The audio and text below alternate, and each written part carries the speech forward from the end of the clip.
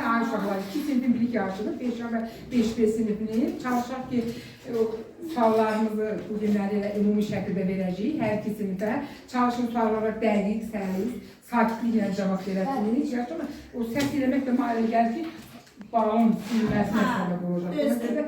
Sakit durmaq lazımdır. Hamıza uğurlar arzulayıram bu yarışda. Bugünkü yarışımız Azərbaycan dili fənnindəndir. 5A və 5B sinifləri arasında yarışımızı keçirdirik.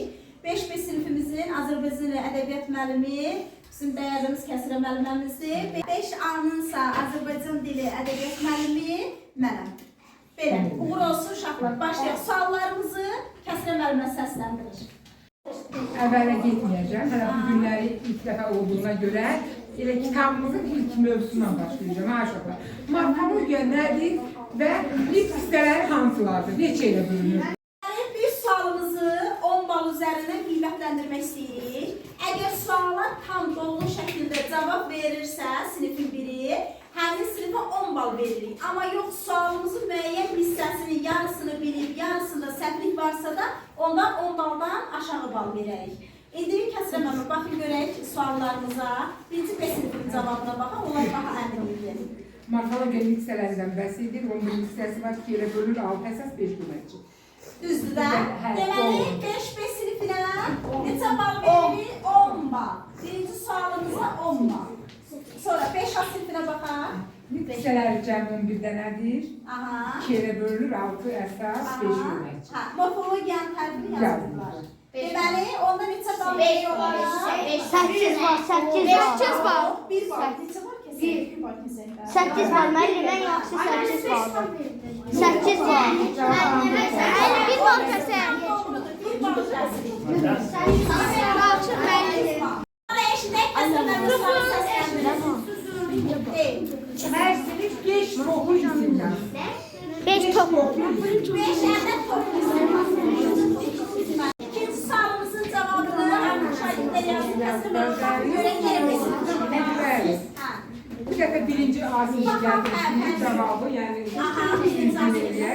düzgün cavabdır. Tam doğru cavabdır. Deməli, onda A sinifinə veririk 10 bal ikinci sualımıza. Aferin. Sonra B sinifimizə. B sinifində cavablar doğru. Doğrudur. Onda B sinifinə də 10 bal. Yaxşı. İsim mövzusu ilə bağlıdır. Hər sinif ismi mənsubiyyətə görə dəyişdirsin. Üçüncü sualımızın cavabı olan iki ismi mənsubiyyətə görə dəyişmək demişdik. Kəsirə müəllim yenə B sinifi vermişdi birinci. Baxaq görək düzgündür bu B sinifi. Qələm sözüdür və kitab sözüdür. Qələmin, qələmlərin tam hamısı düzgün mənsubiyyət şəxslərində düzgün dəyişmişdir. Deməli, B sinifinə 10 balı tam verdik. A sinifinə baxaq Kəsirə müəllimə. A sinifi də düzgündür, üçüncü şəxsin cəmində. Hə, bütün şəxslərdə düz mənsubiyyətə görə dəyişibsiz. Kitabım, kitabın, kitabı, kitabımız, kitabınız, kitablar yazıbsınız. Kitablar yazmalıydınız. Sakit. Kitab sözündə də elə yazıbsınız, qələm sözündə də. Ona görə yenə də nə edirik? Bir balsızdan kəsirik. İki səhvi var artıq. Bir sual. Ona görə bir bal. Dördüncü sualımız səth mövzusu ilə bağlıdır uşaqlar. Deməli, səthin dərəcələrinə aid nümunə yazın. Hər dərəcəsinə bir dənə nümunə. Dördüncü sualımız olan səthin dərəcələrinə aid bir söz yazmaq, bir nümunə yazmaq. Birinci yenə də B sinifi vermişdik. Kəsirə müəllimə baxaq. Qırmızı sözünü yazıblar. Çoxaltma dərəcəsində qıpqırmızı, azaltmada qırmızıntı, adi dərəcədə qırmızı. Deməli deyirik 10 bal. Sonra A sinifinə baxırıq. A sinifi hansı sifəti götürdülər?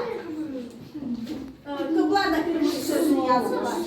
Deməli, A sinifi də adi dərəcədə qırmızı, azaltmada qırmızıntı, çoxaltmada dümbal. Başqa söz yazsalar da amma düzdür.